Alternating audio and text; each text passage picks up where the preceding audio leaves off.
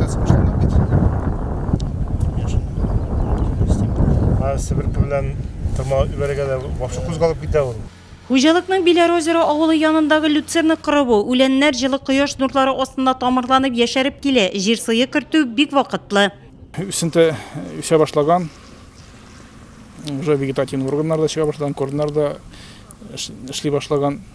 Менә хәзерге замандарга питание биреп, удобрение биреп, тормаларга кирәк безнең өстеннән. Иске үләннәрне өстенә алып, чирле үләннәрне өстенә алып аларга һава кирлек үсен ярга тамырларына алар бик яхшы мероприятие. Ашлама район буенча 1 гектарына 65 килограмм тәшкил итә. Әле ашлама туплау дәвам итә. Кизге культуралар безнең район буенча 18 000 гектар ярым тәшкил итә. Шулар өстендә эшлисе бар һәм күп еллык үләннәр 10 000 гектар ярым тәшкил итә. Район буенча 14-15% эш башкарылган.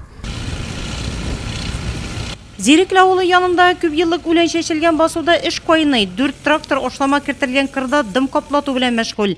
Тәҗрибәле механизатор Олег Паруков ел әйләнәсендә үзенең МТЗ-82 тракторында. Хәзер дым каплатса, сыңрак шунда яшел үләнне чаптырга төшәчәк. Нормально, сухая, можно работать.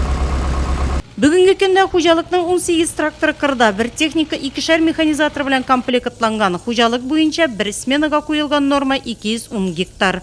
Bizde 2500 гектар күп еллык үлән и 5215 гектар азимой будай. Менә шуларны в первую очередь подкормить кирәк безнең задача. Азимойлар безнең 5215 гектар. Кышчыктылар нормально пока. Быел азимойлар ябет булырга тиеш. Күп еллык үләннәргә бер центнердан кертәбез. 100 килограмм физическим весе була.